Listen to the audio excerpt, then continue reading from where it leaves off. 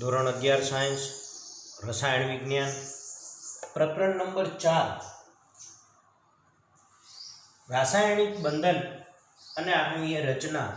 એમાં આપણે લાસ્ટ લેક્ચરમાં બંધની ધ્રુવીયતાની વાત કરી હતી. હવે આપણે બંધની ધ્રુવીયતાની સાપેક્ષના કારણ સ્વરૂપના 2-3 પ્રશ્નો છે જે મોસ્ટ આઈએમપી પ્રશ્નો કહી શકાય, એની આજે આપણે ચર્ચા કરીએ. તો આજે આપણે ભણીએ બંધની ધ્રુવીયતાની સાપેક્ષના પ્રશ્નો.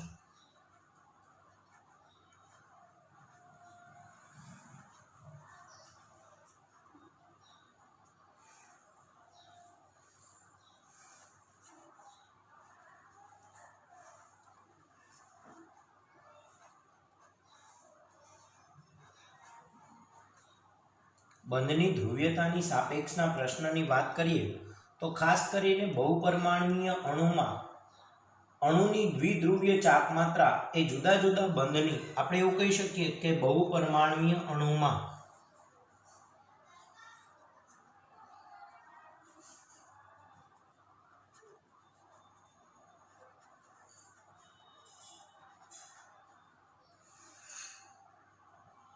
અણુની દ્વિધ્રુવ ચાકમાત્રા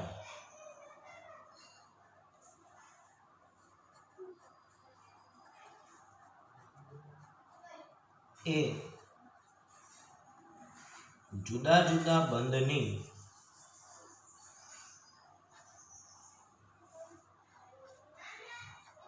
દ્વિધ્રુવ ચાકમાત્રાના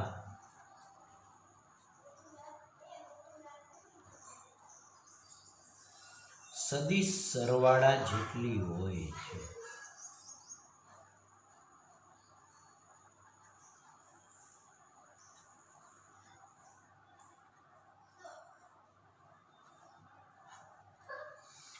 કે જુદા જુદા બંધની દ્વિધ્રુવીય ચાકમાત્રાનું મૂલ્ય એ બધા જ બંધની દ્વિધ્રુવીય ચાકમાત્રાના મૂલ્યના સદિશ સરવાળા જેટલી હોય છે. ખાસ કરીને હવે જુદા જુદા અણુની સાપેક્ષના સીધા જ પ્રશ્નની વાત કરીએ તો સૌથી વધારે પૂછાતો પ્રશ્ન છે કે BeF2 નો અણુ અધ્રુવીય હોય છે, સમજાવો. BeF2 નો અણુ અધ્રુવીય હોય છે, સમજાવો. આવો એક ક્વેશ્ચન પૂછાય તો તમારે કેવો આપવો જ પડે જવાબ? તો BeF2 નો અણુ અધ્રુવીય હોય છે એટલે કે એની દ્વિધ્રુવીય ચાકમાત્રાનું મૂલ્ય 0 છે. એનું કારણ બંને સરખાબંધ દ્વિધ્રુવ બિંદુની એકબીજાની વિરુદ્ધ દિશામાં હોય છે. તો આપણે એવું લખી શકીએ કે BeF2 ના અણુની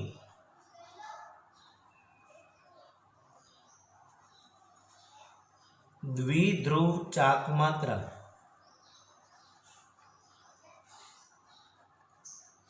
શૂન્ય હોય છે કારણ કે બંને સરખાબંધ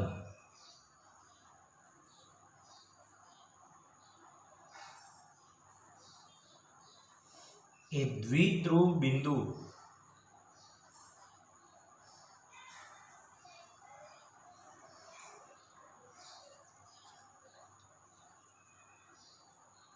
એકબીજાની વિરુદ્ધ દિશામાં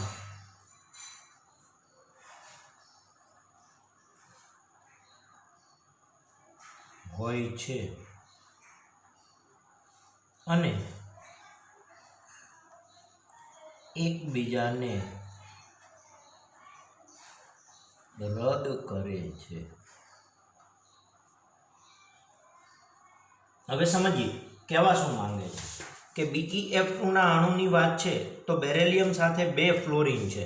હવે એનો સહસંયોજક બંધમાં BeFF આ રીતે હોય અને બંધ કોણ છે ને 180 અંશનો હોય, એટલે આ બે એકબીજાની તદ્દન વિરોધમાં હોય.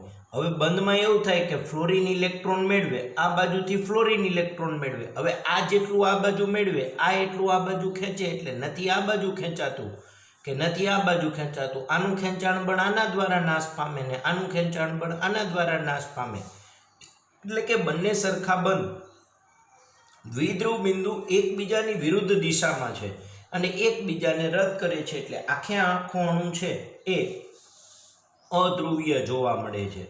તો આ અણુની આપણે દર્શાવી શકીએ કે ભાઈ BeF2 માં કઈ રીતે જોવા મળે, તો BeF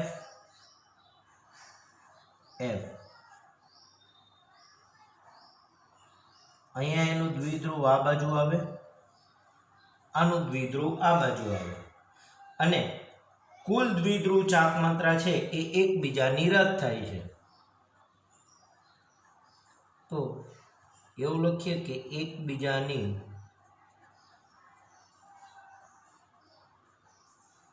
વિરુદ્ધ દિશામાં હોવાથી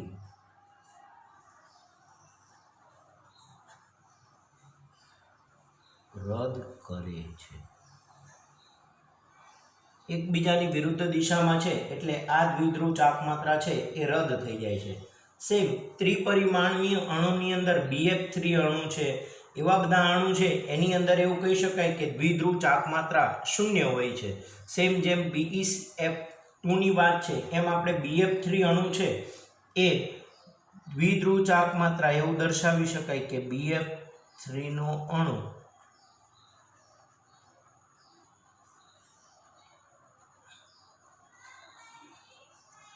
અધ્રુવીય હોય છે. સમજાવો. और बीजो क्वेश्चन पूछाय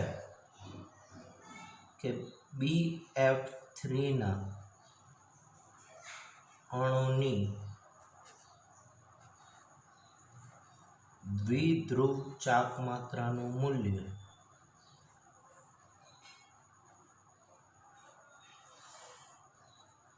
शून्य હોય છે.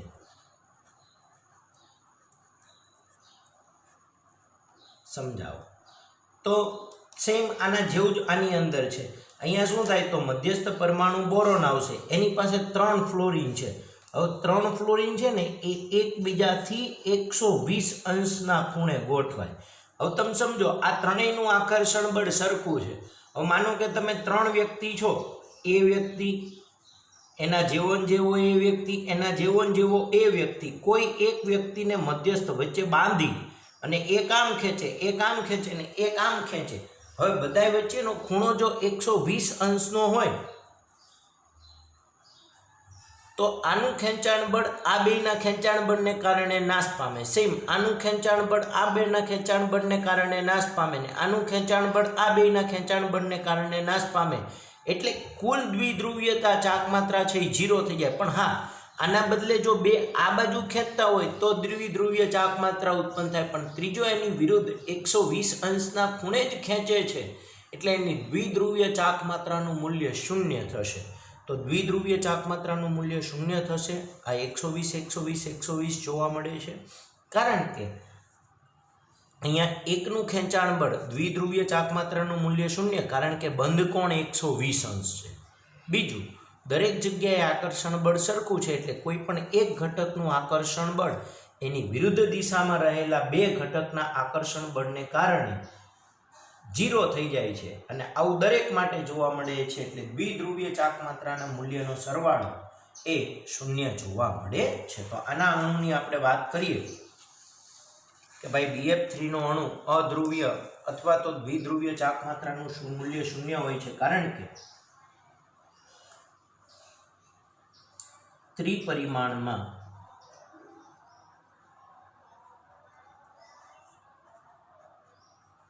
BF3 ના અણુમાં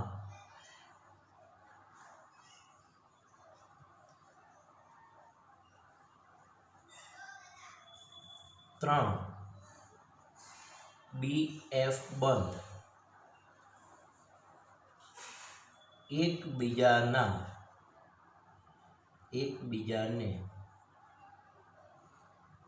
120 અંશના ખૂણે દીપ વિન્યાસ ધરાવે છે.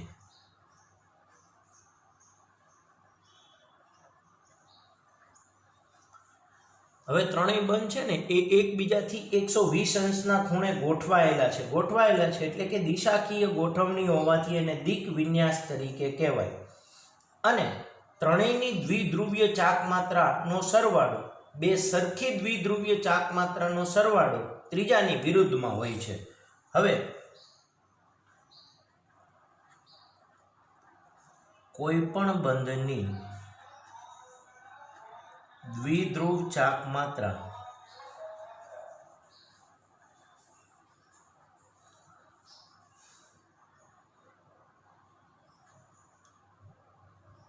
બીજા બે બંધની દ્વિધ્રુવ ચાક માત્રાના સરવાળા જેટલી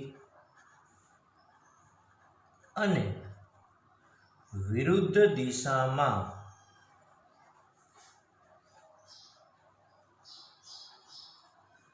હોય છે. કોઈ પણ એક બંધની દ્વિધ્રુવ ચાક માત્રા છે એ બાકીના બે બંધની દ્વિધ્રુવ ચાક માત્રાના સરવાળા જેટલી અને એની વિરુદ્ધ દિશામાં, દાખલા તરીકે આની દ્વિધ્રુવ ચાક માત્રા વિચારો તો આ બેના સદિશ સરવાળા જેટલી અને આ બેના સદિશ સરવાળાની દિશાની વિરુદ્ધ દિશામાં હોય છે. આની છે આ બેના સદિશ સરવાળા જેટલી પણ એની વિરુદ્ધ દિશામાં. આની વાત કરો તો આ બેના સદિશ સરવાળા જેટલી ને એની વિરુદ્ધ દિશામાં હોય છે. તેથી પરિણામી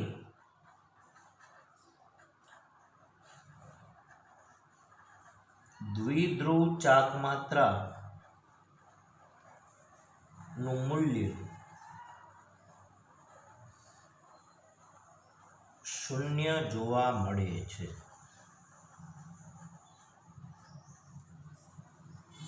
આથી કહી શકાય કે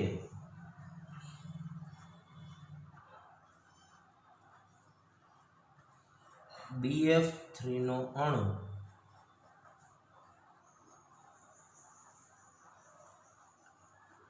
અધ્રુવીય હોય છે. તો BF3 નો અણુ કેમ અધ્રુવીય હોય છે એના કારણ વિશે આપી શકાય. અને મોસ્ટ IMP પ્રશ્ન છે NH3 અને NF3 ની સાપેક્ષ દ્વિધ્રુવીય ચાક માત્રાની ચર્ચા કરો. એના પછીનો મોસ્ટ IMP ક્વેશ્ચન લખી શકાય ત્રીજો, NH3 અને NF3 ની સાપેક્ષ ધ્રુવીયતાની ચર્ચા કરો. और બીજી રીતે પૂછાય કે NH3 ની દ્વિધ્રુવીય ચાક માત્રા NF3 કરતા વધારે હોય છે, સમજાવો. NH3 અણુમાં ધ્રુવીયતા અથવા દ્વિધ્રુવીય ચાક માત્રા NF3 ના અણુ કરતા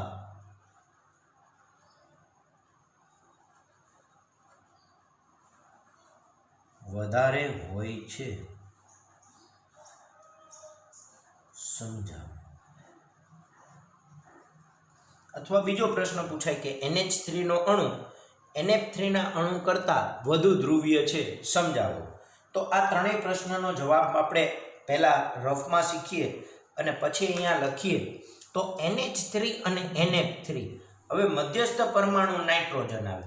હવે NH3 અને NF3 ની વાત કરીએ તો તમને લુઈસ બંધારણમાં ખબર છે કે નાઇટ્રોજન પાસે સંયોજકતા 5 ઇલેક્ટ્રોન હોય. હવે 3 હાઇડ્રોજન આવે એટલે એક અહીંયા ને એક અહીંયા એમ કરી અને NH3 નો અણુ આ રીતે બંધ બનાવે. સેમ NF3 માં પણ એવું જ થાય. N સાથે એક ફ્લોરિન બંધ બનાવે, બીજો ફ્લોરિન બંધ બનાવે, ત્રીજો ફ્લોરિન બંધ બનાવે અને નાઇટ્રોજન પાસે આ અબંધકારક ઇલેક્ટ્રોન યુગ્મ પડ્યું રહે. એટલે આનો આકાર છે ને પિરામિડલ જોવા મળે. આ 3 નીચે હોય અને આ છે ને એ ઉપર હોય. પિરામિડલ આકાર એટલે સમજો, માનો કે આપણે 3 બંધની વાત કરીએ, 3 સરખા બંધ છે, એને હું એક સરખી પેનથી દર્શાવું. તો ભાઈ સમજો, આ 3 પેન છે એ પિરામિડલ આકારમાં હોય ને એટલે આમ હોય, આમ. અને તમને બધાને દેખાઈ રહી છે.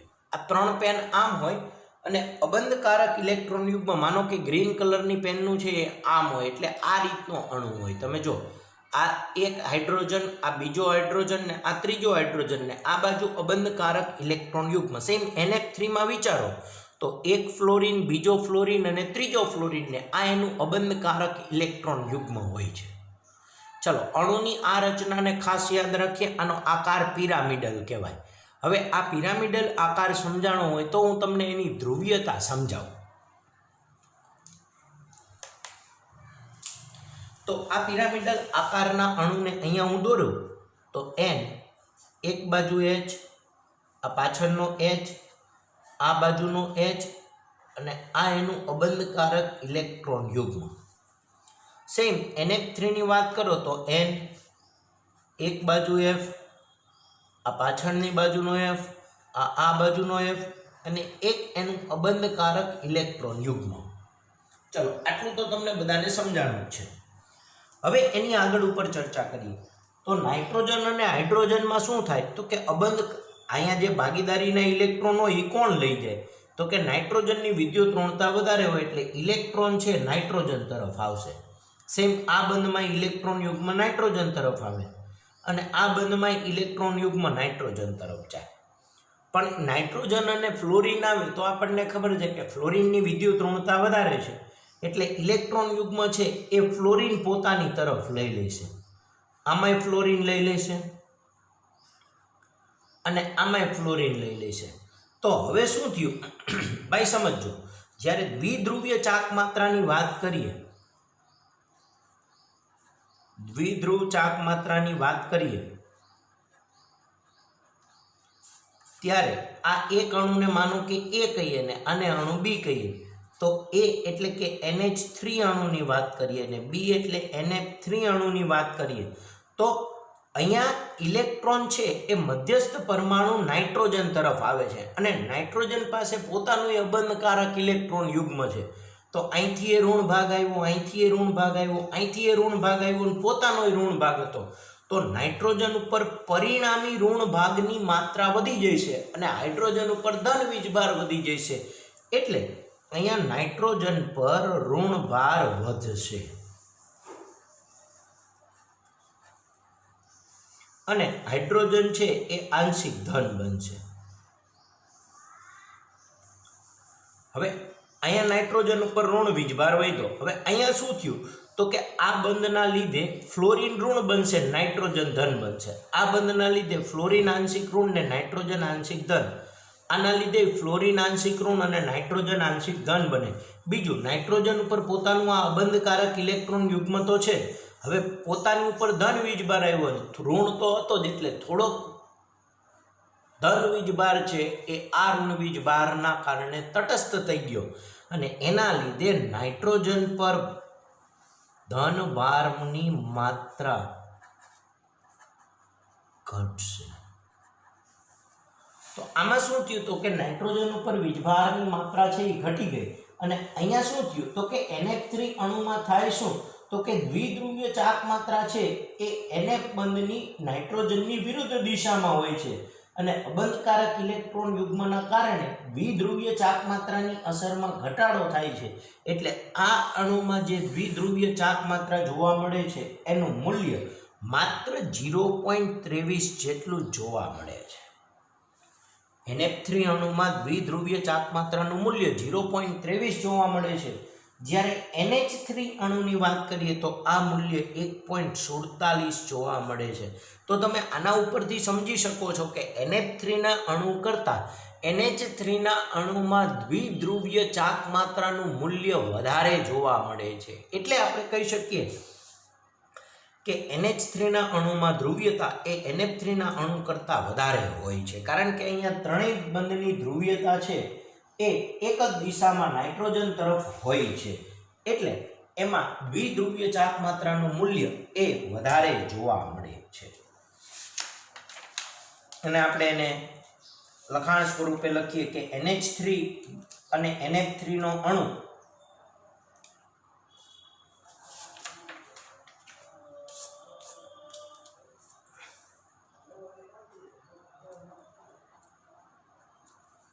NH3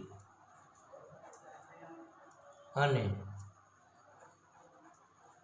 NF3 નો અણુ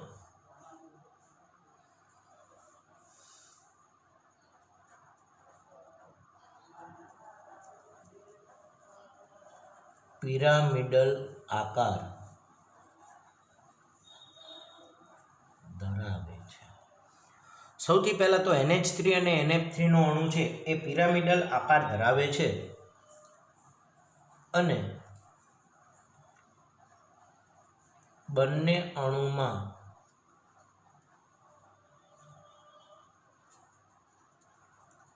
નાઇટ્રોજન પર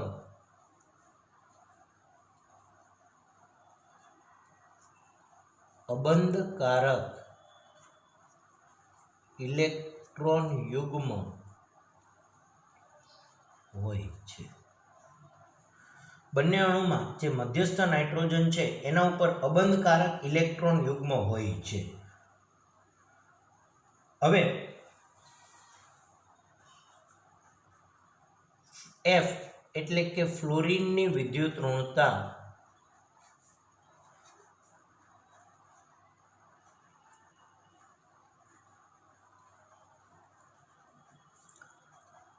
N એટલે કે નાઇટ્રોજન કરતા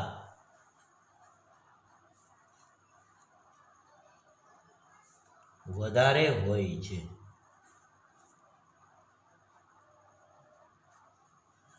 છતાં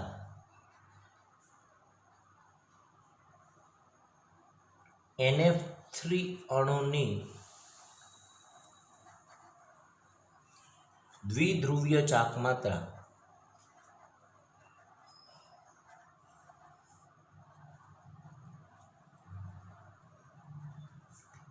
NH3 અણુ કરતા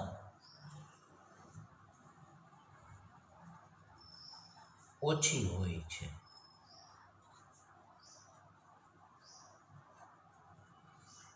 આમ થવાનું કારણ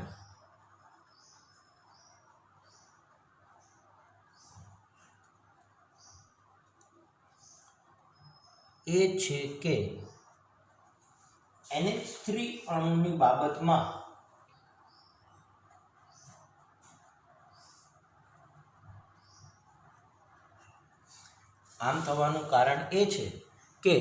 NH3 અણુની બાબતમાં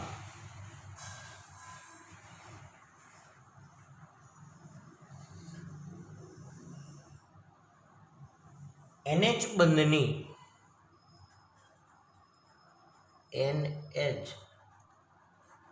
બંધની ધ્રુવીયતા એ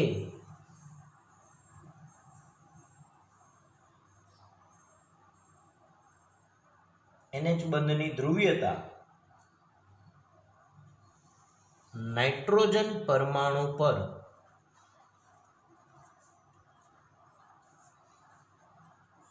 ઋણ ભાર તરફ હોય છે.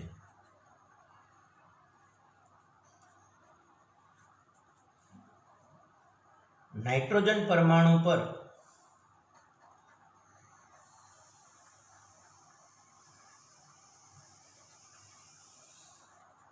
અબંધકારક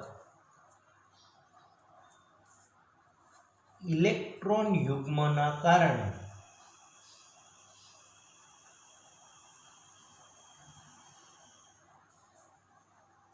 કક્ષકીય દ્વિધ્રુવ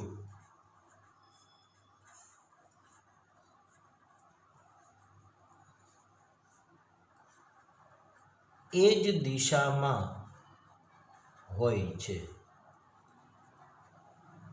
એટલે કે કક્ષકીય દ્વિધ્રુવ આપણે કીધું એમ કે કક્ષકીય દ્વિધ્રુવ છે એ નાઇટ્રોજન પરમાણુની તરફ જ હોય છે. તેથી NH3 ના અણુમાં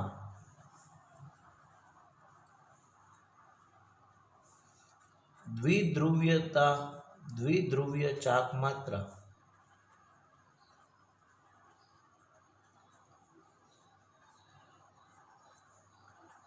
વધુ જોવા મળે છે.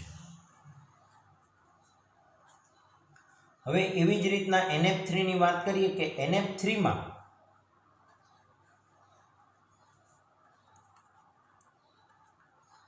NF3 અણુમાં 3 NF બંધની દ્વિધ્રુવીય ચાક માત્રા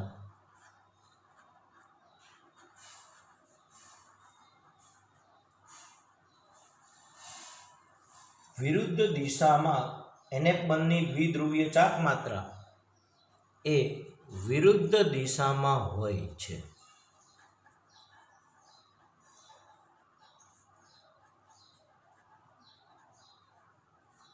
અને અબંધકારક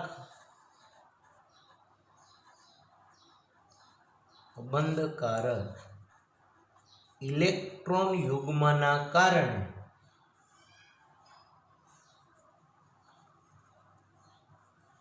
કક્ષકીય દ્વિધ્રુવ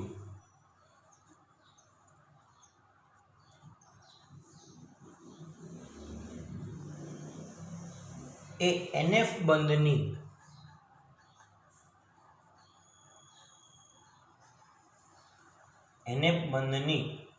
દ્વિધ્રુવીય ચાક માત્રાની અસરમાં NF બંધની દ્વિધ્રુવીય ચાક માત્રાની અસરમાં ઘટાડો કરે છે. તેથી NF3 અણુ કરતા NH3 અણુમાં